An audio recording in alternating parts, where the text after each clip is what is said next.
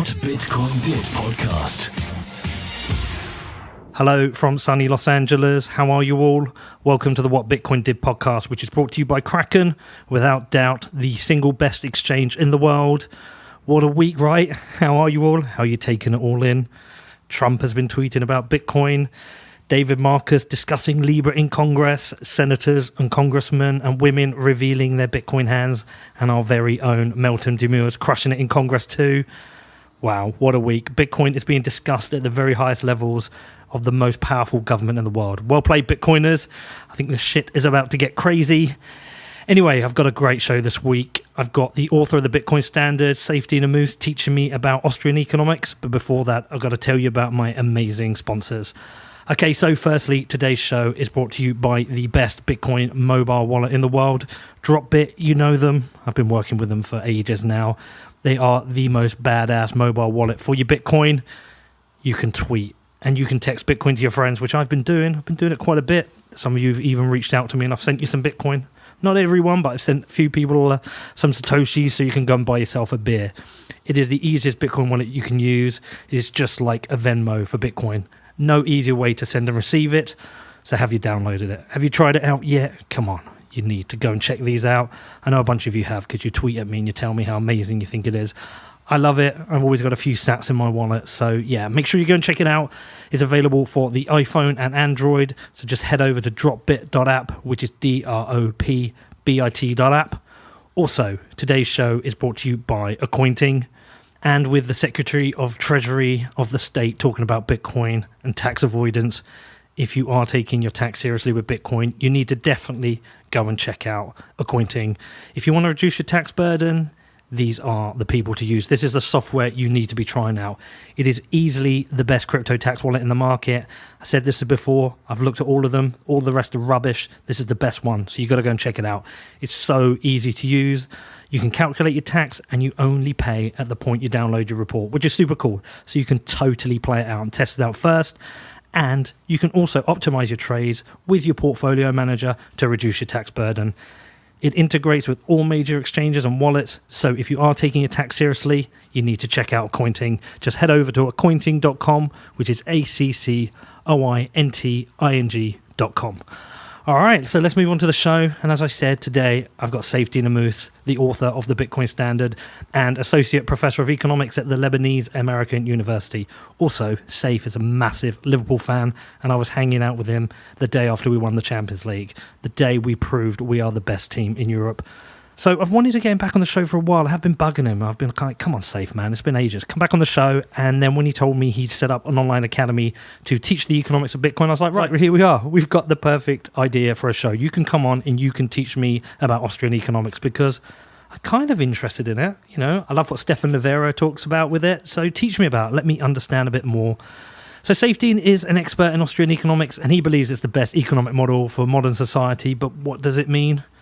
I think some of us have heard some of the basics, you know, support the gold standard, no fractional reserve, taxation is theft. But come on, what does it all actually mean? And how does this fit in with Bitcoin? So we go pretty deep in with this. It was really cool to do it.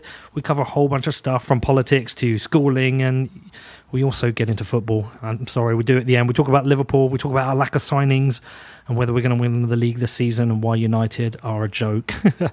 That one's for you, Zach Vol. Anyway, I hope you do enjoy this show. If you've got any questions about it, do reach out to me. My email address is hello@whatbitcoindid.com. And I do want to just say a note. I want to give a shout out to Caitlin Long and the Wyoming Blockchain Conference, which is coming up in September. Big thank you to those for inviting me out to it. Can't wait to go. So Caitlin's been doing so much out in Wyoming to support the industry. Actually just does so much online. If you're not following her on Twitter, you're crazy. You've got to go and check her out. She's got so many hot tweets. But Wyoming won't tax your crypto and enacted a solution to the problem of on and off ramps between fiat and crypto, and that's going to come online in 2020. I'm going to be heading out to Wyoming in September to the Blockchain Stampede, which includes the WYO Hackathon, a conference for both developers and businesses, and the North American finals of the Sandcastle Invitational. Registration's open at wyohackathon.io. They're not paying me for this. I'm just doing it because Caitlin Long's amazing and she asked. So, yeah, go and definitely check that out. Also, if you want to support the show, head over to whatbitcoindid.com, click on the support section. Loads of stuff in there that you can do to help me with the show. And also a massive shout out to my Patreon top tier sponsor, which is Vidian, makers of vidhash.com, where demonetized YouTube creators can earn Monero which if you don't want Monero, you can go and sell for Bitcoin. And they can do this when fans watch via their web mining links. Check that out at vidhash.com, which is vidhash.com. All right, on to the interview with Saif. Hit me up if you've got any questions. All right, man. How you doing, Saif? I'm very good. Thank you for having me, Peter. Good to have you. So you're going to be teaching me about economics today? I hope so. That's great.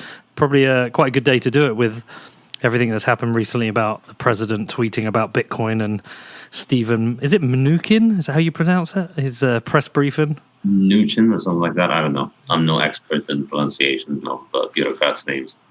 I think it's a good day to do it. So I think the way we should do this is that you should just teach me.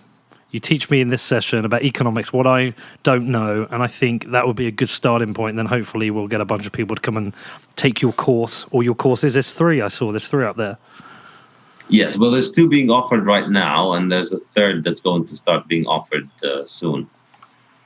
So what's the background to this? How come you went into the courses? Well, the background for this is simply that after publishing my book, lots of people all over the world are curious about learning more about economics and Austrian economics, because Bitcoin has really ignited interest in this school of economics, because Austrian economics is the only version of the universe in which Bitcoin works. All the other schools of economics, according to them, Bitcoin shouldn't exist. It flies in the face of all of their tenets. We need a government to issue the money. We need a central bank to regulate financial flows across borders and monetary policy. And without government setting up monetary policy, there won't be enough money, and then, bad things happen and children die. This is pretty much economic consensus amongst most schools of economics, other than the Austrians. The Austrians are the only ones who tell you, doesn't matter how much money there is. We could run the entire world's economy on a supply of $1, provided the dollar can be divided into smaller and smaller units. You could run it on any amount of numbers. It doesn't really matter. In other words, the total number of dollars matters as much as the total number of inches in the universe, the total number of meters in the universe. The length of the meter itself is not what matters. What matters is that it is a unit that compares towards others. And so the total quantity of money itself does not matter. Any quantity of money is sufficient. My favorite example of that is when Turkey got rid of 6 zeros in its currency. They used to issue the Turkish lira, and then they moved to the new Turkish lira. And the way they did that was that they knocked 6 zeros out. So one day you had 100 million liras, the next morning it was 100 liras. And so, they knocked out, their money supply went down to a millionth of what it was overnight. And yet people didn't become a millionth poorer. The Turkish economy continued to function normally. So the number itself doesn't matter. What matters is the increase in the number. And when the supply of money increases, that has negative consequences. That's what the Austrians think, and that's what nobody else thinks. So I think this is ultimately the driver of interest and curiosity in Austrian economics. But once people start looking beyond that, once people start looking beyond the monetary policy in Austrian economics, they start finding a lot of very interesting and fascinating things to think about and talk about. That's what has gotten a lot of people to be more interested in my work. And it's driven me to think that, instead of spending my time teaching at a university where I'm teaching topics that aren't exactly what is interesting to me, there's a lot more demand out there for people who want to learn about this stuff. And that's stuff you can't really learn at universities. Austrian economics is not something that many universities offer. A lot of people around the world are interested in it. And so I thought that the best thing for me to do in this case would be to utilize my time on teaching these courses to people from all over the world. And, what I'm doing is effectively disintermediating the university from the professor-student relationship. So I'm just dealing directly with the students. The Saifedean University. Basically. All right, so why are the Austrians right? Why should I believe you? Why should I trust you? I studied economics at school, did A-level. I heard about this chap Keynesian a lot. It seems like a lot of governments trusted him and follow his economic theories. I've, read about Marxism and socialism. I've read of all these different theories, but only till recently have I heard about Austrian economics. Why should I trust it? Well, because let's face it, deep down inside, none of that stuff made sense, right? You went through university and school and took those classes. And I know so many people, successful, highly accomplished doctors, engineers, software engineers, people who have really, really, really mastered their fields and are capable of studying very complex topics. They have very intelligent brains that and enough discipline to be able to master a topic. And it's quite common how many of those people would tell you, I took economics at university, I studied it, I got an A, I passed it, but I have no fucking idea what the hell this is talking about. That thing is so weird. The short answer, of course, you shouldn't trust me, you shouldn't believe me, but my opinion of why you should be curious, at least about Austrian economics, is that when you try and learn the other kinds of economics, you end up spending a lot of time trying to figure out what those people want and trying to understand what they're trying to say. And, it's highly esoteric and complex models that don't really help you in anything in the real world. They have no application in the real world. If you succeed in studying it and understanding it, you'll be able to understand the paper itself. You'll be able to understand the economist and what the economist is saying. But you won't be able to really, it won't give you any added insight onto the real world that'll help you in the real world. And I think Austrian economics is about understanding the real world, understanding how the world functions, understanding human decisions and human behavior. And that's what is, I find, more practical and more interesting. So, beyond the concept of money, the issues that I'd like to get into in depth in the courses that I'm going to be offering, things like time preference.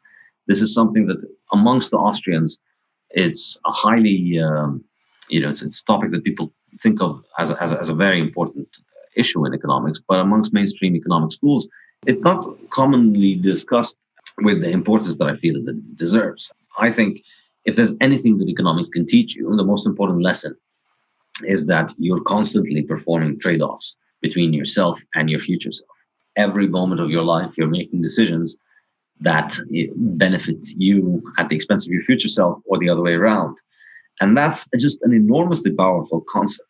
We study macroeconomics, we study microeconomics, we look at all of these aspects of economics that have to do with other people. And of course, that's important, but very, very little of economics has to do with the trade-offs that an individual does with himself. And in reality, as I mentioned in my book, and I think that was my favorite chapter in the book, and this is really ultimately the reason I'm extremely interested in the topic of money and Bitcoin. It's that fascinating link between money and time preference. The thing that I find amazing about time preference is that ultimately it's the trades that you perform with yourself are the most important trades in your own life, because you'll trade with other people 1 time, 5 times, 10 times during a single day. You'll trade with yourself an infinite amount of times every day. When you decide whether you're going to sleep in or wake up early and start getting after your work, that's a decision where you're prioritizing today over tomorrow, over your career, your long-run productivity. So that, I think, is an enormously important concept. And I think that the Austrians are the only ones who have studied it extensively and explained it. And that work, it's all available online. People can read it. And I think, in my syllabus, I have links to all of my readings available freely online. What I'd like to do is to just help people as they perform those readings, as they go through those readings, as they study this material. Because I've studied it before and because I have some experience in teaching economics, I'd like to, be their online teacher for this. And you're sat there in your Liverpool shirt, and I think as, we're both Liverpool fans, we've learned about time preference, right? Yes, we've had to. Something many, many, many years, Every 15 years we get something, but it makes it worth it, right? I mean, Istanbul, you trade all of the last 14 years of misery for another Istanbul, wouldn't you? Of course. But there is kind of an analogy there with football in the way that clubs spend money, they try and be successful, and they end up bankrupt. There is a nice analogy there, don't you think? Absolutely. If you think about it, a coach like Jurgen Klopp, Liverpool's messiah, probably the real Satoshi Nakamoto, incidentally, although I'm sure he denies it. But Jurgen Klopp, his approach towards team building is a very low time preference approach. He buys young players and he spends time perfecting them, and he puts up with short-run shortcomings of these players that cost the team points and goals because it's going to pay off in the long run. And so you look at how that's worked out with players like Trent Alexander-Arnold or Andrew Robertson, they've improved immensely. Whereas, the high time preference approach is the one that you see at clubs like, say, Man United at this point, Real Madrid to a certain extent, in various periods like the Galacticos or PSG today. The teams that have a lot of money and they want to buy success quickly, they go and they buy the superstars. And then it's hard to get the superstars to work well together no matter how much money you pay. And then the problem is that you're buying the superstars at the peak. In a couple of years, they're not going to be at their peak. And you need to buy another superstar to maintain that level. So that's why Liverpool's, Jurgen Klopp's approach paid off, and now we're European champions. European champions, and hopefully next year, 31 years, we will break the duct and... well, anyway, we can talk about football another time. Okay, so look, I get it. I do have an interest. You said people should be curious. I am curious. I'm curious because I've read your book. I'm curious because I've hung out with you a bunch of times and, I follow you on Twitter. I'm curious because I listen to Stefan Livera. So I do have a curiosity, but at the same time, I have questions like, so for example, has this been tested in the real world? Has any government ever implemented Austrian economic policies? Well, I think that's not a very helpful way of asking the question, because it's not a matter of following one rule book. There's no specific. It's more really about the method of analysis of economics rather than any specific recommendations. But in general, I think that the policy implications that come out of Austrian analysis, based on individual analysis, the ideas always come up towards concepts of individual freedom, individual choice, and individual responsibility. And in that sense, that exists in every society. Markets will always exist as long as human beings exist. People will trade. You put two people on an island, on a desert island, they will find a way to trade and cooperate. And that's an economic decision. And of course, more importantly, as I was mentioning earlier, the individual trades that you do with yourself are economic trades that are taking place at any time, at all place.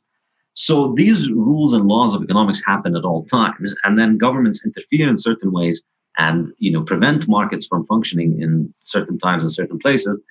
Economics helps us understand the consequences of these interventions. So there's no such thing as the perfect free market utopia, and nor do I think that we'll ever get to that.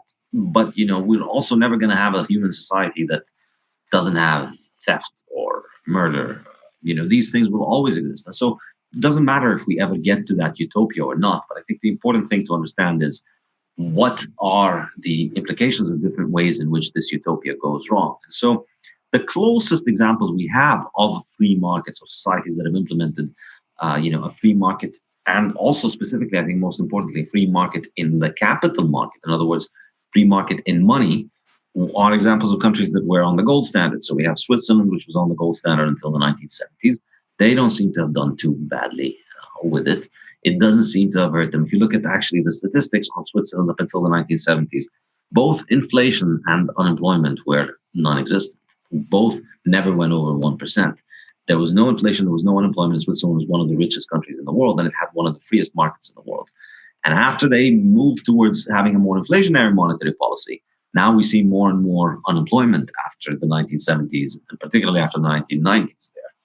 So it's not about finding one poster child. It's about understanding the breadth of different ways in which governments can interfere and mess up people's lives economically. It does sound to me a little bit like, and I'm not an expert on economics, but it does sound a little bit like when I say look in the UK, we've got the Conservative Party and we also have the Labour Party. The Labour Party is traditionally more socialist, especially at the moment with Corbyn, who's pretty much a Marxist. I guess conservative policies seem to be a little bit closer to Austrian economics than, say, the socialist parties. Is that a fair observation? Probably, yes. I would argue so. However, I would say it's closer to the rhetoric of the conservative parties rather than the actual actions, in the same way that Tony Blair's Labour is probably closer to, socialist rhetoric than conservatives. But really, conservatives and Labour are far closer to each other when push comes to shove. In the sense of, I don't pay much attention to politics, but even with conservatives pay lip service to free market ideas, but they still support a very strong role for government in many areas particularly defense and foreign policy. And it's ultimately it's the same thing. The damages from those things are mostly concentrated to people abroad. There is, of course, blowback. But, conservatives want to expand the state abroad. Socialists want to expand the state at home.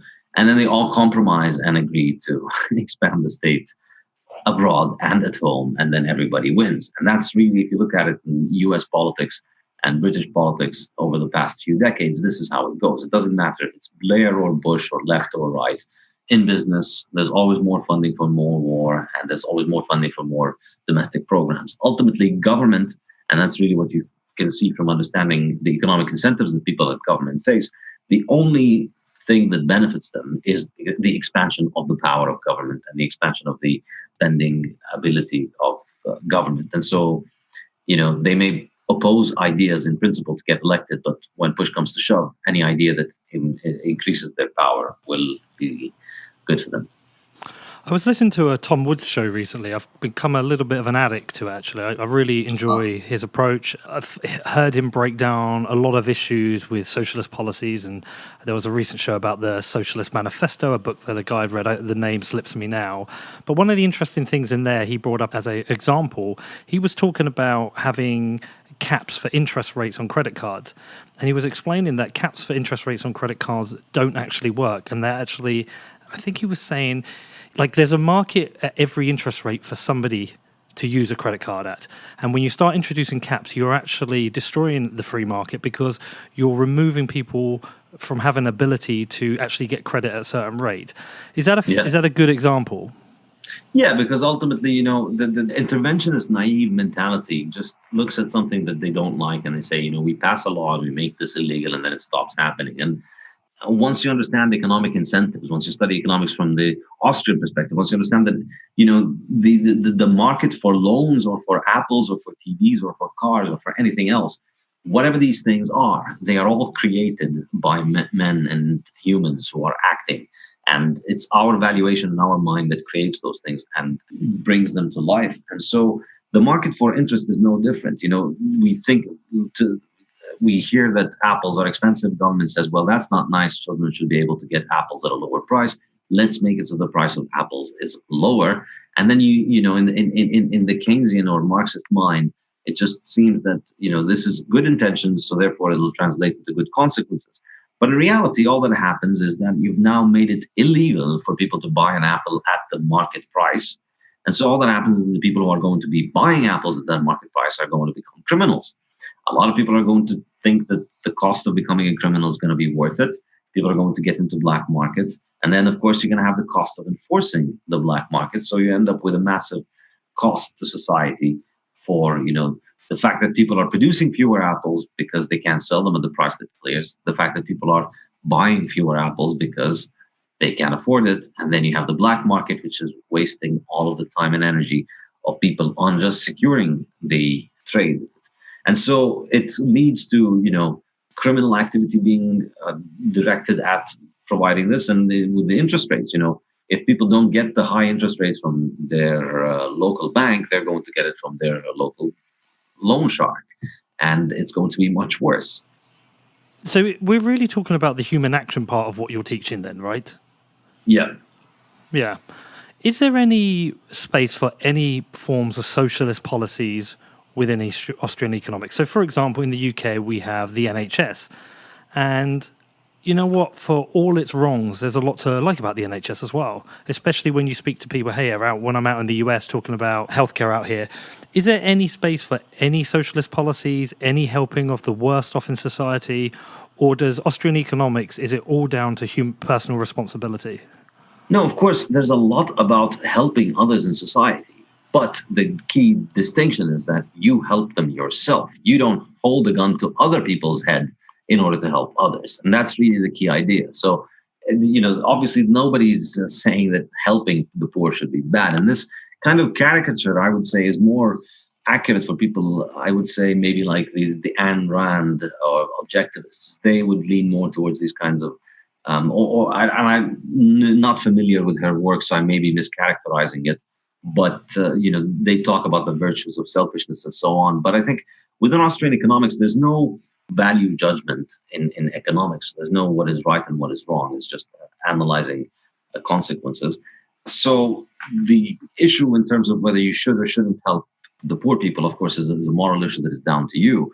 The problem Austrian economics has with socialist ideas is that it's not that they're helping the poor, it's that they are a very inefficient way of making these institutions work. Because ultimately, everybody knows that the main problem with socialism is the issue of incentives. If nobody can make money, or if everybody makes the same amount of money, then nobody has an incentive to excel.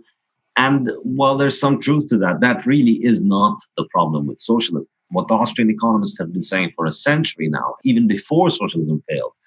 Mises wrote a book in 1922, I think, or 1921, called Socialism, and in which he analyzed why socialism cannot work. And what he identified was called the problem of calculation. I think this is an enormously important question that people should study, because it is really the only serious economic treatment of socialism that has been written.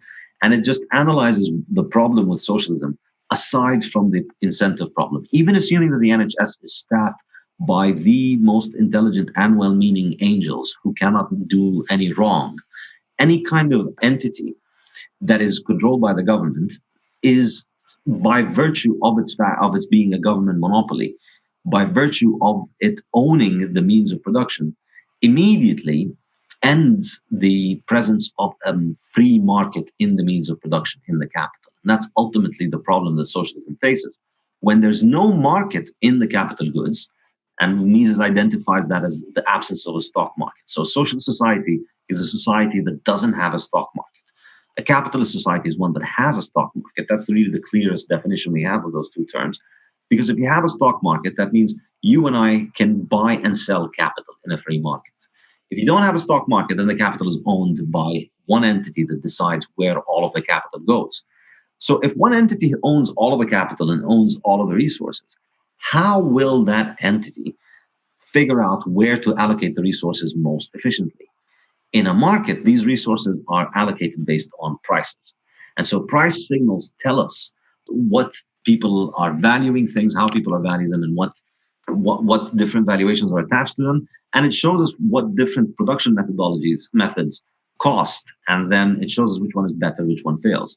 But once you prevent a market in capital from emerging, and this is the intellectual error of socialism. This is not, it's not because socialists are evil or whatever. This is the intellectual error, and Mises explained it very, very clearly.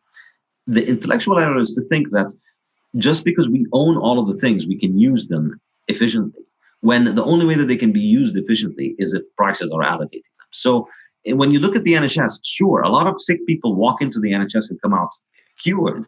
But, medicine in England did exist before the NHS. Medicine in England, most of the hospitals in England and most of the medical schools in England existed long before the NHS. So it's not like the government just came one day and waved its magic wand and there was healthcare. Healthcare has been developing in England for many hundreds of years and has been improving. And government simply came and took over its management over the last 50 years.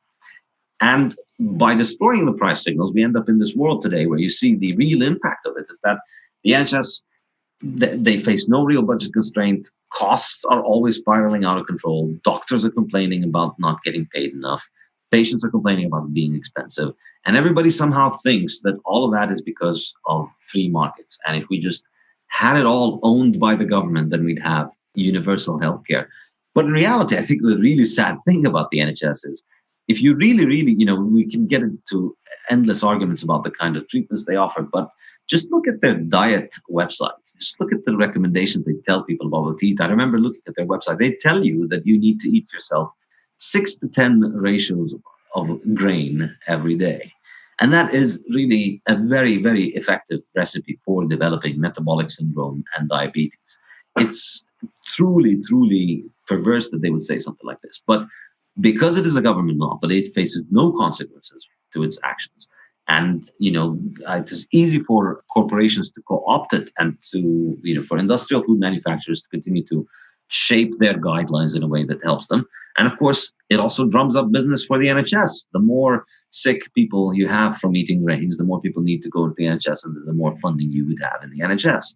And of course, a lot of the funding for the NHS goes towards all the publicity and the marketing that they do that makes English people especially so emotionally attached to this institution in a way that is quite unnerving, to be honest. All right. So what you're basically saying then is because of humans and human actions and the way humans behave, that a free market will end up being the most efficient market. I don't like the term efficient, to be honest. Okay. I think the term efficient is useful for describing an engine, but a market is not efficient because the engine is efficient compared to a theoretical optimum towards which it can perform. But human society and human ends and human economic activity has no well-defined optimum that we seek to go towards. What is an efficient British economy? I mean, the perspective of efficiency is a statist, centralized vision of looking at society like a farm of cows that we need to milk efficiently. So we have 10,000 cows. How many liters of milk can we make per day? That's kind of how Keynesian economists look at your country. We've got 60 million cows in this country. How do we milk them so that we make the most taxes and the most GDP and, the best government statistics that we care about, whatever the hell it is these days? But ultimately, economics is about individuals. And so it's about you maximizing your own individual freedom. So it's not about efficiency. It's about you being able to act in the way that you want, in the way that you know is best for you. And that necessarily has to follow from you having the freedom to do those things, because anything that intervenes that essentially coerces you and can only do that through violence or through the threat of violence. So tax is theft then, as I keep reading. Theft. Okay, Yeah. so a free market, does a free market come without regulations? I think by definition, yes. A free market is a market in which a free market transaction is one in which the two people who carry out the transaction do so consensually based on their own rules, and that any person who is not a party in the transaction cannot enforce rules on the others. That's for me what a free market is. And so if you and I exchange $10 for a book, that's a sale. Any kind of intervention that says, no, you can't sell this for less than 20, or you can't sell this for more than 5, or you have to take $5 out of the 10 and give them to somebody else, that is, by definition, I think, that is not a free market. But then doesn't this open up to abuse? So let's flip to say the healthcare system in the US. Can I just clarify? I should be clear. It's not that it doesn't have regulation. It doesn't have government regulation. Of course, there will be all kinds of free market institutions for regulating those things. So in the same sense that you have free market agencies today that go around, giving ratings to cars and ratings to different entities or restaurants or whatever, there's no reason why you wouldn't have rating and regulations from free market entities that establish their name in this business. Your business is to go around and check people's online universities for economics and verify it. And then you build credibility for that. So there's no reason why regulation and oversight can't be a market good that is provided by the market. And we see it done in many, many ways. Yeah, but look, I'm gonna flip the example of the healthcare and bring it to the US. So one of the things I notice a huge difference when I come here. So if I'm watching TV and there's advertising, I learn about all new conditions I did not know existed and pills you can take. And I also see a massive problem with oxytocin here, right? There are people massively addicted to oxytocin. Yeah. So do we not run a risk of a free market leading to the abuse of people for personal gain? Well, the thing is, the pharmaceutical industry is as a far cry from what a free market is. The pharmaceutical industry is essentially a bunch of lawyers and businnesmen prying on sick people and on researchers by continuously finding excuses to put pills into people who don't need them. But of course, that ultimately goes back to the monopoly position that is granted to that industry by government regulations. So if you think about it, drug development has become a massively profitable industry for companies and for the lawyers in those companies, but not really for scientists that develop the drugs, because ultimately it's entirely regulated. And this is the thing that people miss when they talk about regulation. They think of it as just being the magic wand that you wave, and then we just put some guy in an office and he'll figure out what works and what doesn't, and then he'll pass a law.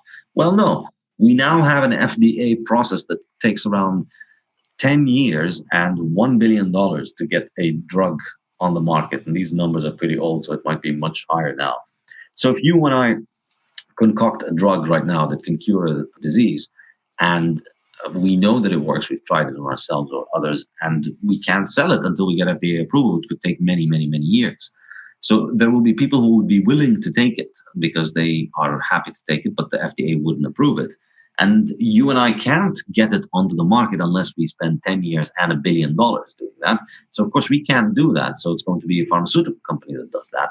And that's why the researchers that work on these things make very little compared to how much money is spent on it. And the entire thing is a monopoly in terms of the entire medical establishment, the government oversight and regulation of the medical establishment has started with the monopoly granting power to the American Medical Association in terms of its deciding and what works and what doesn't work, and all of these medical agencies in the government that decide those things. That is the problem. So you can't use that as an example of what happens if you have a free market, because that's very far cry from what a free market would look like.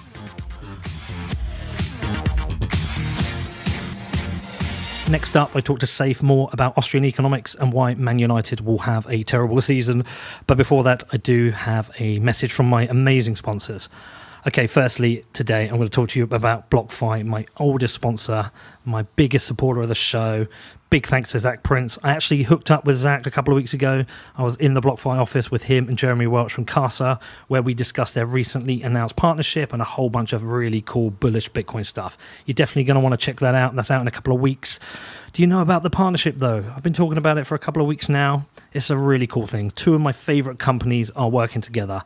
So firstly, it gives BlockFi clients access to both market-leading financial services and secure self-custody solution. Through the partnerships, clients will be able to access Casa's multi-sig software for long-term savings and security, and BlockFi clients are eligible for $50 off a Casa node with included gold subscription, $200 off your first year Casa Platinum with 3 of 5 Key Shield multi-sig, and then $500 off first year of Casa Diamond with 3 of 5 Key Shield and full team support. So, definitely got to go and check this out. If you're a BlockFi customer, you're a Casa customer, this partnership is amazing. They're doing so much for you. If you want to find out more, head over to blockfi.com, which is BLOCKFI.com. Also, today's show is brought to you by Kraken. As you know, they are the best exchange in the world. I'm always telling you this, not just because they're a sponsor. The thing I love most about this company is the focus they have on security. With all the exchanges being hacked all over the history of Bitcoin, this is the one exchange that has security embedded throughout the DNA of the company.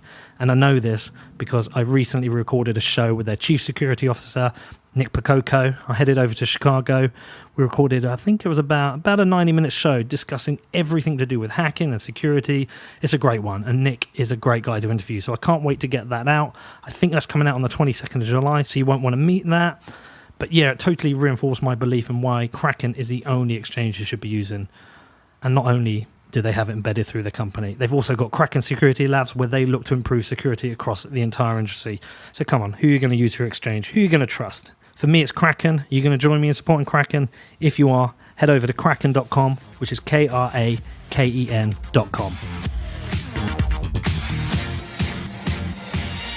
Okay, say you and I come up with a cure for the disease of supporting Manchester United. We come up with the cure, right? Yeah. But we don't have to go through a 10-year FDA approval, and people start taking this cure and they start dying. Is that just part of the free market? We accept that? Well, I mean, there's arsenic on the streets and there's rat poison in the supermarket, and you can take that and die. There are knives in the drawers and you could kill yourself. But just because I make something and I put it out for sale doesn't mean that people have to go and ingest it and eat it. And I think this silly notion that government is there to protect us, that just makes people think that anything that is put on a supermarket shelf, if it's on the supermarket shelf and it's not illegal, then clearly it's good for you. And that's how people end up eating things like, cereal and Pringles and Doritos. And that stuff is not good for you, even though it's perfectly legal. It's very bad for you. There are a lot of very bad things. And of course, what determines the damage that certain things do to you is entirely up to you as an individual and, the dose that you take and what is in it and your conditions or whatever. Then you can't legislate that. You can't make a law that says these are the good things that are allowed and these are the good things that are not allowed. And this is the disease that works with this. But in a free market, people who are who don't want to take a risk, who don't need to take a risk, who won't take a drug that could kill them. The people who will take it will be the people who can afford to take the risk. And you'll have trials, and you have all of the institutions that you would want to build around this can be provided through free market regulations. Is there any form of government in a Austrian economic model? It depends who you ask. Again, economic analysis, its analysis is not so much prescriptive, but I would say that from the Murray Rothbard, who's my favorite economist, he developed the concept of anarcho-capitalism. And the idea is that, the purest expression of capitalism is anarchism, and the purest expression of anarchism is capitalism. The idea of anarchism as being chaos and being, people in hoods going around smashing windows, that's not what anarchism is. Anarchism is the absence of rulers. It is not the absence of rules. It is not the absence of society. It is a normal, human, peaceful society where people don't initiate aggression against each other. That's ultimately what it comes down to. And so I think the question ultimately is an individual one. And so the question for you is, what do you view as the correct role for government in your life? And what do you as the correct role for you to govern others? In other words, what aspects of your life do you need others to tell you what to do? Do you need people to tell you what to eat and drink and smoke and buy? Or do you need to be telling people what to eat or drink or smoke or buy? I think it is, in my mind, honestly, I view it as a sign of maturity to be able to understand the concept of anarchism as just being an individual decision of not wanting to control others and not wanting to be controlled by others. That's ultimately what it is about. Yeah, so that's the bit I like, and that makes me automatically then think to a passion subject of mine, which is the illegal drug industry, let's say the social drug scene. As a former addict, somebody who doesn't take drugs anymore and never would, I would advise people to avoid them. At the same time, I don't have a problem if anyone wants to. If that's your choice, so be it. If you want to put something in your body, you should be able to. And certainly the many years of cannabis being banned is entirely ludicrous, and we're seeing a lot of benefits from that. So that's starting to make me kind of think of that. But at the same time, I struggle to imagine a world under a kind of these Austrian economic theories. Like, I think, what would happen to schooling? And I guess it's because we're so entrenched in the current structure of society that it's virtually impossible to imagine something different. Yeah, and you wonder about schooling because you spent too much time in schooling being told mainly how important schooling is and how you should pay more taxes to go towards the people who are running your schools. And that's ultimately what public schooling is about. Like any government institution, because it doesn't have to be accountable to the consumer, because the consumer doesn't have a choice in paying or not paying, the people who benefit from it are the people who run it, not the people who receive its services. And so I think, public education hopefully is going down the drain. And I think hopefully schooling itself has been very, very significantly influenced and shaped over the last century by the growth in government control over education around the world. And I think, we're going to see that begin to change. I lean towards moving towards homeschooling myself. I think in the future, I'd like to homeschool. I don't think it makes sense to send your children into these industrial facilities for mass production of chemistry and geography and government propaganda lessons. Yeah, it's funny you should say that. I had a conversation with my son recently about this because, he doesn't enjoy sciences. He's not very good at them. And it was a friend of mine, I think it was my friend Rich Roll, who has a podcast, and he said, we send people to school to learn facts when they carry around a supercomputer in their pocket. And facts are things that aren't useful to them. So I came to my son, I did a deal with him. It's like, what subjects do you like? He likes religious education because religious education in school isn't just learning about the different religions. It's actually covers a lot of philosophy and just quite interesting moral subjects. He loves art. He loves drama. He loves anything creative. I said, you know what, boy, if you don't have to do well in these subjects you don't like. You don't have to. I don't care, as long as you don't waste your talent in your creative subjects. So if you don't want to, kind of got him in trouble, but I said, look, if you don't want to do your biology homework, don't then use that time just to sit on your PlayStation. Do some of your creative work. And I looked at homeschooling, but he loves the social aspect of school. So I kind of look for alternative schools, and there are private alternative schools starting to pop up that focus maybe more on creativity and less on these academic subjects that teach people to work in a factory in Victorian times. Yeah, yeah, absolutely. And I think the key idea is that state education and the traditional model of education is top down and it's driven from above. So there's a schedule where at 9 a.m. you're going to do math, and then at 45 minutes the bell's going to ring, and then you're going to move towards chemistry, and then it's going to be French or whatever it is. And you move from one class to the other, or the teacher comes to your class, and it's just a complete interruption of any kind of flow or being able to build and any kind of long-term ability to focus on a subject for long. Because if you actually start studying something and you get into it and you start liking it, you're liking the math problems, you could spend 3-4 hours and make enormous progress in that. But because you keep splitting it, because it's not run by the schedule, the internal schedule, if you want, of the person who's learning, but it's run by the need to organize everybody's schedule so that everybody comes and goes home at the same time, it ends up basically not being about what the student wants. And I think the key is for it to be self-driven, for it to be about the child figuring out what they want, what they care about, and then wanting to learn about it. And in a sense, that is kind of what I'm doing with my online courses. People are interested in Bitcoin. And in order to understand Bitcoin, they're realizing that Austrian economics is helping them. And so therefore, that drives the curiosity towards learning more about Austrian economics. So I think this is really the approach that education should be taking in the future. And with the internet, it's absurd not to do so. I think that what I would urge you to do is just let the child explore and do the things that they want, and then let that drive what they want to learn. When they figure out what interests them, what they like cars, want to build cars. Well, if you like to build cars, if you want to work in cars, it would help you to learn math. And here's why. So then they're going to have a real motivation for learning math. That's interesting you should say that. Okay, so I've got two examples. There's a school in England where my friend's son recently got, and it's a great story actually. He loves cars, just like you said. He's an absolute car mad. I think he's 10 or 11. And there's a specialist school where you can go and learn to be about cars, how to build cars, be a car mechanic. And what they do is every subject, they apply it to cars. So if you're doing math, it's about the math of the engineering of the car. If it's physics, it's about the physics of the car. And I think it's like every year they fully build a car as a team. The great story about it is, though, he got rejected from his application. So he ended up himself writing to them. And they received the letter and they allowed him in, which itself was brilliant. The other example, there's a school here in LA, and I think it's run by James Cameron's wife, the film director, or it's James Cameron and his wife. And the way they're set up as a school is every term you pick a subject and that's all you do. And if you come in and you say, I want to learn about Italian cooking, that's all you do all term. You focus on Italian cooking. If you want to learn about Austrian economics, that's all you would do.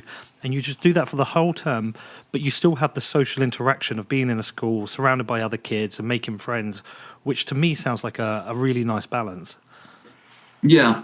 I think, the common misconception is the idea that if kids don't go to school, then they won't have a social life. And I think it's the exact opposite. If kids are not stuck in a cage with 40 other or 25 other kids for 12 years, or 5 days a week, they would have a much more of a social life. I mean, if you think back at your childhood, the vast majority of the interesting things used to happen in the summer because that's when you actually got to live your childhood.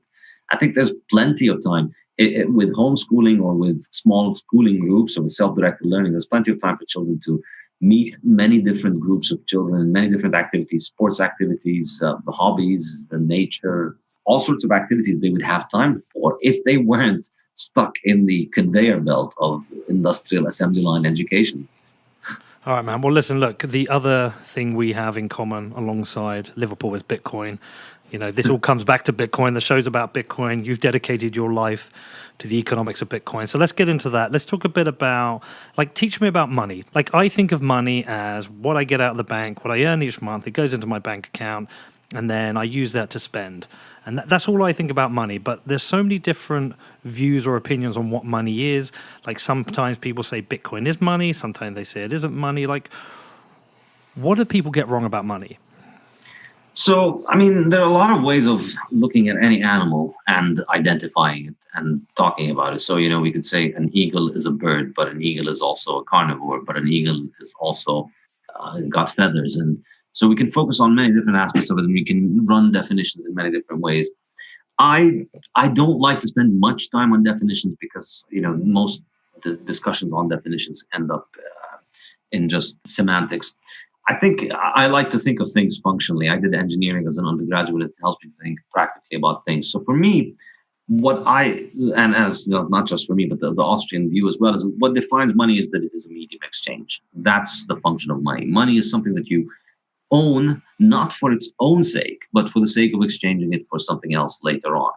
So this is why anything can be money. If you buy a T-shirt with the aim of selling it on next year as a store of value, you did a job and somebody gave you a T-shirt in return, and you said, okay, I'll sell this and eat one day.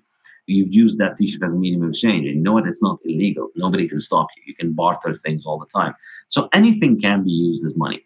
The point that I like to make in my book is that putting aside what should or shouldn't, or what your favorite color of money is, or what you think is the best kind of money, the key point about what I think makes something money is what I call, not what I call, but what is called the stock to flow ratio. The ratio of the existing stockpile of a good to the annual production of that good. And when that ratio is high, that means that the total supply of the good on the market, the total amount of liquidity in the market that is being bought and sold every day, is much larger than the new production that is being added every day. So the new production in the market is tiny compared to the liquidity that's actually changing hands. That, in my opinion, is what makes for a good money. And that's why I think gold became money. And I think anybody who doesn't like this theory needs to explain to me why it was gold that was the money of the world by the end of the 19th century. And that is because gold has the highest stock to flow ratio of anything that the world had ever seen until Bitcoin in a couple of years. Not yet. It's still higher than Bitcoin. So then let's not start the victory laps yet over gold. But so gold's supply is much larger than its annual production because of the fact that gold doesn't ruin, doesn't rust. So for thousands of years, we've been piling up gold and it's sitting around somewhere. The gold that was worn by, Nefertiti thousands of years ago might today be in your iPhone or whatever. So gold is always continuing to pile up. New gold is always insignificant compared to the old gold. And therefore, the market for gold is ultimately a market for gold as money. And new supply barely affects that. That means that as the price of gold continues to go up because people are using it more as a medium of exchange, in other words, they're storing more value in it, then the price of it goes up. It's not really easy for miners to flood the quantity and bring the price down. That's the key concept. So that is true in the case of gold, and I think it's also true in the case of Bitcoin. And that's what really drew me to Bitcoin, because it had this property that means that no matter how many people want to use Bitcoin, we're not going to make more than 21 million. Deal with it. Yeah, you know what, though? The thing is, I'll get down the pub on a Friday night. I'll be there with my mates, and I'll be saying to them, the school system is wrong. It's a waste of time. We're teaching bad concepts. We shouldn't have a government. Tax is bad. We need to have a world based on Bitcoin. And they just think I'm a fucking weirdo, Saif. They think I'm so weird. I struggle to get these concepts across. Like, what's the starting point? How do we even make progress? This is way out of people's normal life. This is these are such alien concepts to people. Well, I think the way we make progress is you introduce me to your friends, and then they'll think you're normal in comparison. Yeah, but you're an intellect. You can explain it in a much more articulate way than I can. Yeah, but also much more weird. Honestly, I genuinely don't have much of a missionary zeal or an evangelical zeal about those things. I write about this stuff because people read my stuff and pay me to write about it. It's a productive job. I don't call myself a Bitcoin evangelist. I don't want to spread those ideas around. I'm not using my Twitter as a propaganda outlet. I use it because it's fun. I've learned all these things, and I like all of the things that I've learned from it in the community that I interact with. And it's a job for me. Ultimately, it's up to people to make their own choices. And if people are happy with their current choices, that's their lot. If your current lot is not working out for you very well, then you start asking questions. And maybe that is the answer. So I think I try and stay away from evangelism and telling people. And it just makes life much easier. Keep your friends. Yeah. So we have the options with Bitcoin now. Like, you can use it I can use it, I can hold it and keep it. If I wanted to buy 100 copies of your book, I could turn around to you and go, Safe, can I pay in Bitcoin? You'd probably accept it. So do we have the ability right now to benefit from certain parts of Austrian economic theory, even though the governments of the world aren't using it? Do we have to rely on the government to change their policies to have the benefits? No, or can we absolutely benefit not. anyway? That's the whole point. That it's really not a matter of government policy. I think ultimately, individually, it's about understanding how these things affect you and making your own choice. That's really what it comes down to. For me, I don't find it to be particularly productive use of one's time to obsess about politics or what's going to happen with politics, because you've very little control of it. Very few people have any control on that. It's an insane system that nobody is really in charge of. And on trying to understand how it affects you and make your own decisions. That's ultimately what it comes down to. I think, Austrian economics is individual in its methodology, and it's also individual in its conclusions, I think, in terms of what you come at. For me, is, sort your own house out and stop worrying about politics and all that nonsense. Yeah, I guess so, because some of your key concepts, for example, scarcity, understanding scarcity, I understand that now with regards to Bitcoin. And before, where I've spent Bitcoin, now I'm really considerate about when I do. I do very occasionally, but I'm really considerate because I think about the future. You talk about time preferences and, opportunity costs. I spend less these days, which I know isn't great for the government, but I spend less these days. And, the time preferences about what I want in life and the decisions I make. So I guess I'm already benefiting from some of these concepts anyway. Yeah, it's amazing how many people have told me the same thing on Bitcoin. And even before I wrote my book, I'd heard so many people who would say the same thing, that once they started having Bitcoin and having the ability to put their money in a reliable store of value that would that begins to appreciate over time, they started finally understanding this meaning of saving. I think most people my age have not, well, I don't know most, but a lot of people my age, maybe more than any generation recently, have no conception of saving. You go through your childhood, you don't save a penny, you spend every penny that your parents give you, and then you go to college, you get into debt, you get out of college, and then you get into more debt for a house and a car and a wedding, and maybe you pay it off before you die, or maybe your kids are burdened with it, and life goes on. And if you make more money, you just take on more debt. It's amazing, and if you think about it, that's just part of the reason many people are so miserable, because they're constantly with that worry of debt. What if I miss this payment? What if I miss that payment? All right, so let's get in a bit more on the Bitcoin stuff. Okay, so we've talked about this before, but let's talk about Bitcoin, central banking, fractional reserve banking. It's from your syllabus. Could fractional reserve banking happen with Bitcoin? I think if it would happen, it would cause the people who try it to go bankrupt very quickly. Good. So that's a good thing then, yeah? Yeah, I think it's just very, very hard to be able to do it with Bitcoin, because Bitcoin is so liquid, and it's the ability to move a Bitcoin around the world is so cheap that effectively the Bitcoin system has far more full nodes than a gold system. So under a gold system, if you think about it, ultimately, because gold is so expensive to transport and move around, you end up with gold being centralized in vaults, one central bank per country and then one central bank for the whole world. And that just means that central bank's ability to issue credit backed by its gold becomes money rather than the gold itself, because that central bank can, stop you from getting the gold that you think is yours because they have guns. Bitcoin is much harder. If you try and pass off Bitcoin substitutes or credit or fiduciary media, as it's called, backing Bitcoin, it's very easy for people to take the Bitcoin that is underlying, and it's very easy for people to speculate against you. And I think it would not be sustainable unless you're able to offer people some kind of value for why they would accept a discount on their Bitcoins. Perhaps, for instance, say, let's imagine hypothetically that Facebook uses Bitcoin as their reserve currency for Libra, and so now if you buy a Facebook Bitcoin, then you have Bitcoin that you don't own, you don't have the private key for it, but you're able to pay Bitcoin to anybody else on the Facebook network. You might be effectively willing to pay a premium for that. You might be willing to pay a premium for the Bitcoins that you get because that has much higher liquidity.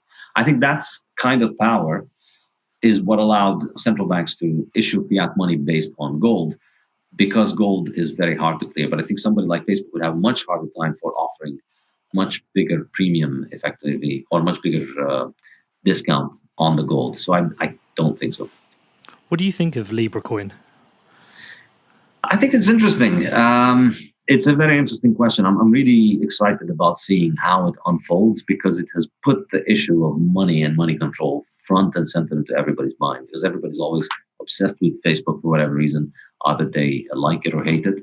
And suddenly there we go, the biggest, evilest, baddest behemoth corporate creep of them all wants to be in charge of all of your money. And I think it's amazing watching all of these things unfold. And I think it's going to drive people closer towards the realization of the importance of Bitcoin's value proposition, because we're going to see, all right, well, Facebook can do it. Well, maybe Google can do it. Well, maybe all these companies will have their own shitcoin. And then, wouldn't it be great if I could pay somebody from my Facebook account to their Apple or Google account or whatever it is? Wouldn't it be great if these things were all interoperable? Wouldn't it be great if all of these companies could agree on a neutral protocol for transfer of value?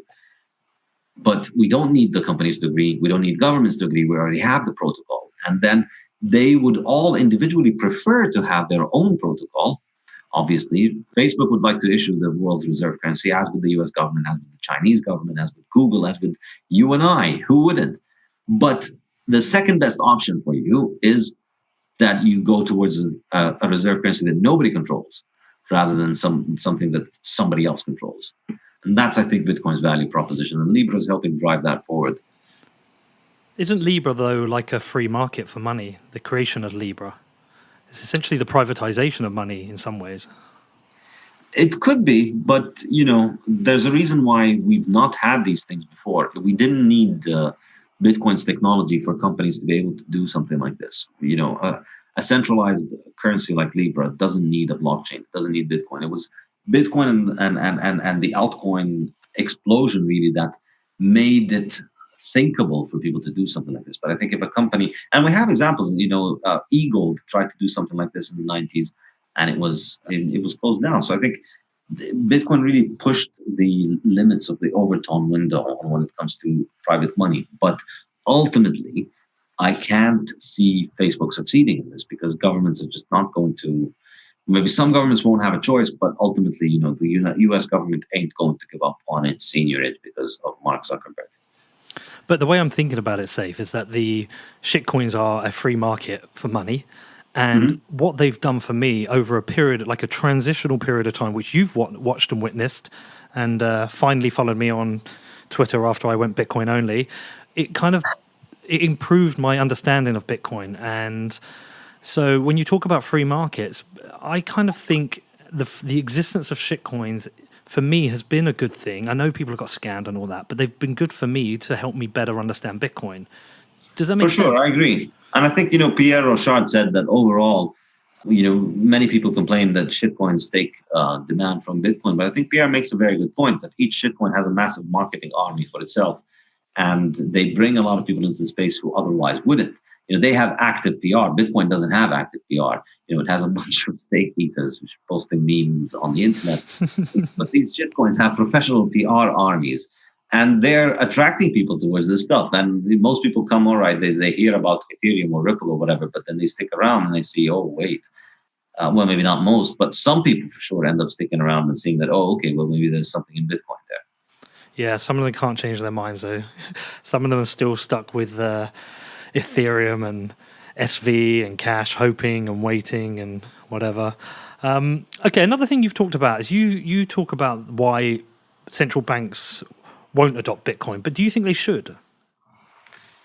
I think ultimately it comes down to a question about what is it that central banks serve. Are central banks there to serve their people, or are central banks there as a mechanism for having the people serve the people in power, the governments?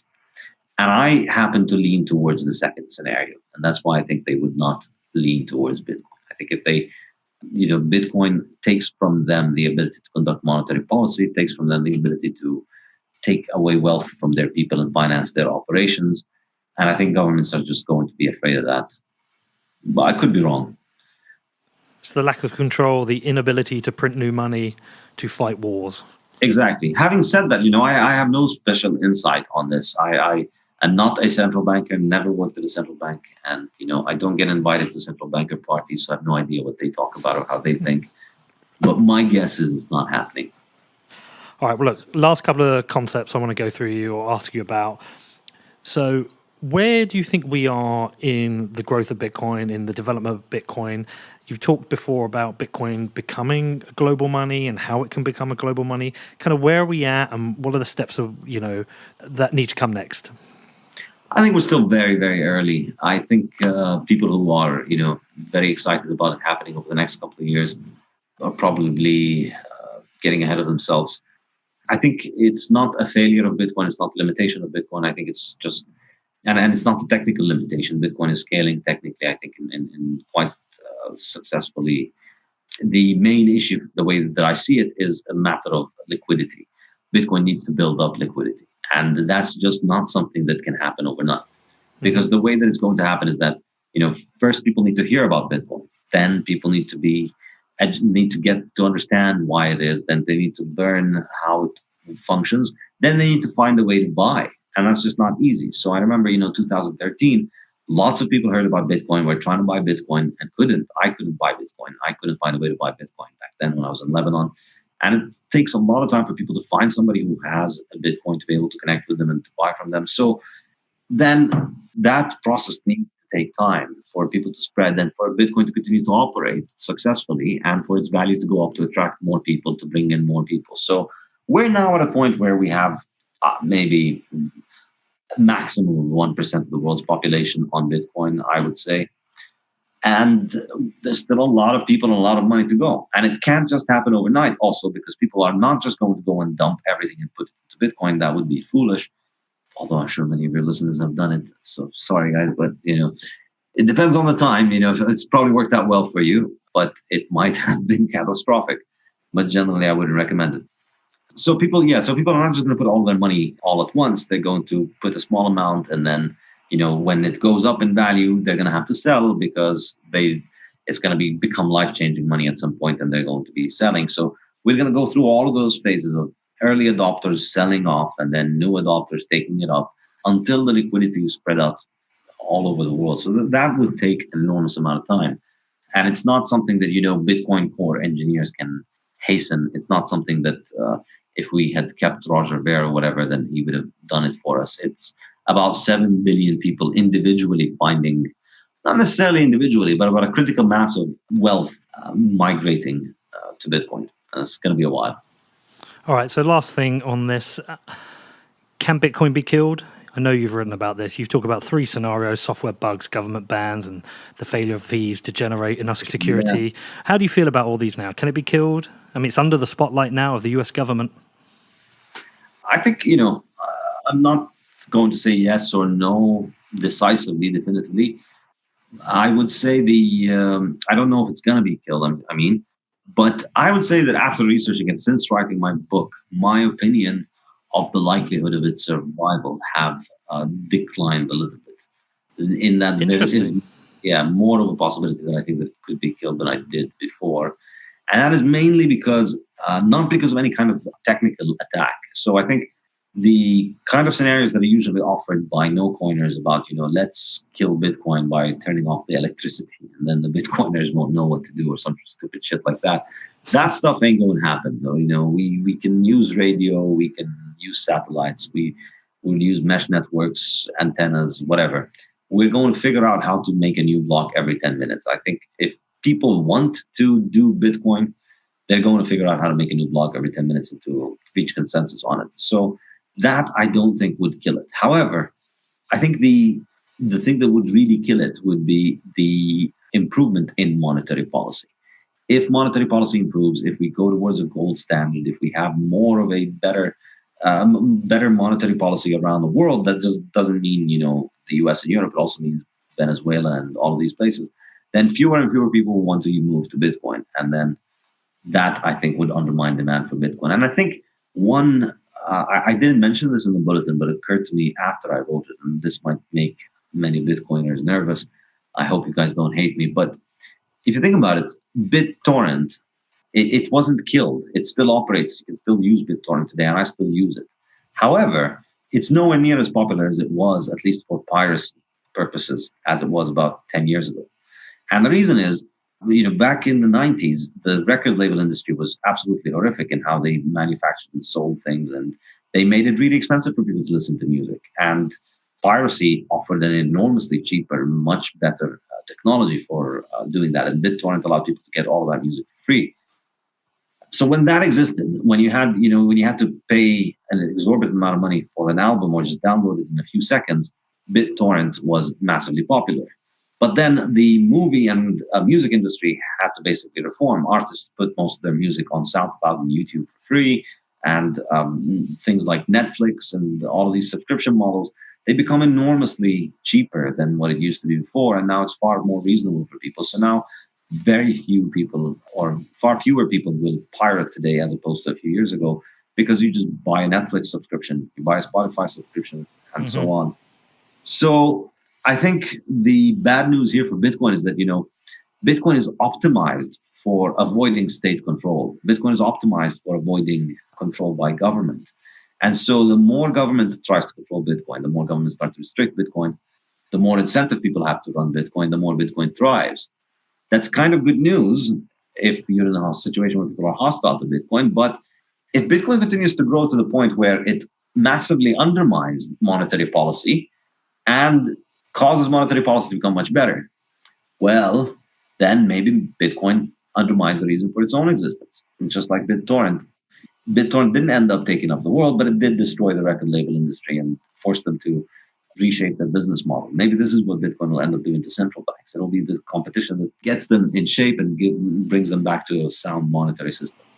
That's very interesting. I've never even heard that as an example. That's okay, great. All right, listen, Saif, last thing. We've got to finish on one thing. We've got to talk about football, man. Yes. Come on, give me your prediction for next season. Oh, by the way, we haven't really signed anyone, and I know we have a good squad, and I know we've got the Ox coming back, and we've got a couple of young lads coming through. But how are you feeling about next season? Until preseason, I was thinking we should maybe sign a few players, but I think there are so many good young players, and they're getting a full preseason with Klopp because so many of the senior players are away on international duty, that I think so many of them are going to be making a step up, and they look really promising. We definitely need a backup left back. Mm-hmm. And ideally, I think we should probably get rid of Lallana and get another attacking player in his place. I think possibly Coutinho coming back might not be a bad idea. Well, it'll make your shirt relevant again, you're wearing now. Yeah, well, I was hoping you wouldn't notice, but... Yeah, I mean, I'd like Coutinho. The other one I thought we should have gone for is Wolf Sahar. I thought he would offer us something different. Mm-hmm. Someone with a bit of flair. Yeah, someone with a bit of flair. I'd love us to win the league. I think it's going to be down to us and City again. It is. I think the rest are pretty far behind. I can't see any of them catching up. The good news is the City squad is older. A lot of their players are not going to be at the same level. David Silva and Fernandinho were extremely important for them last season. And when they were injured and when they had their dip in form, that's when the team was performing very badly. So I can't see them putting in a season as good as the one that they put in last year. I'm quite hopeful. Yeah, fingers crossed. All right, man. Well, listen, also Klopp has gotten to Guardiola. Guardiola yeah, I think so. Rattled by Klopp. He's done to Guardiola what Guardiola did to Mourinho, I think, and Klopp did to Mourinho. Yeah, I'm actually quite interested to see what Lampard does with Chelsea, because I like Lampard. I think he's a good guy, very dedicated to Chelsea. I'll be interested, but they can't sign anyone, so maybe they've got some problems there. Arsenal, I think they're going to have a terrible season. Tottenham could be a threat again. I doubt it. I think they're probably still going to sell some players, and they still have a thin squad. I can't see them competing. Yeah, we'll see. We'll see. Fingers crossed we'll win a title, man. It's been I don't know how old you are. I'm 40, so I was 9 when we last won the league. Yeah, I'm 38. Yeah, so you know what it's like. It's a long time. Do you even remember when we last won the league? Not really, no. I wasn't even following all that closely back then. All right, Saif, look, it's always good to talk to you, and it was good to see you recently out in Germany, and I'm sure I'll bump into you soon, and good luck with the course. Before we go, tell people about it, how they find out more.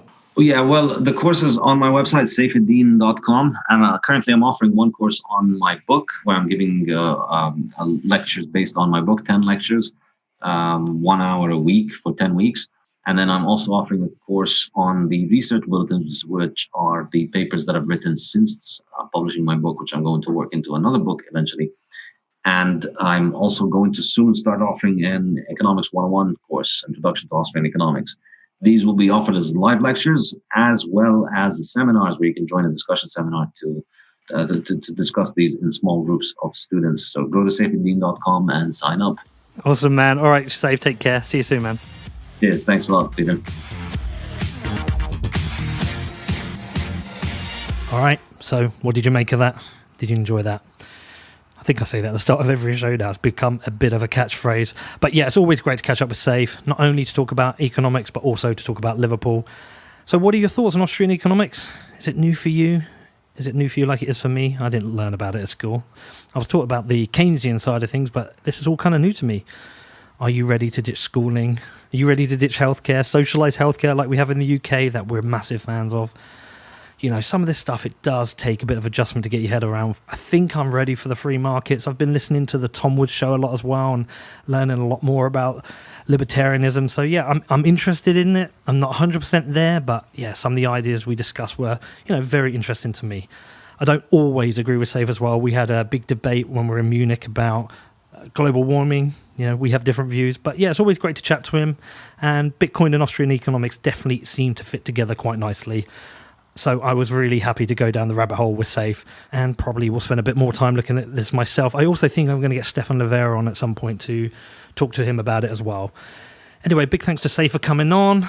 Appreciate his time.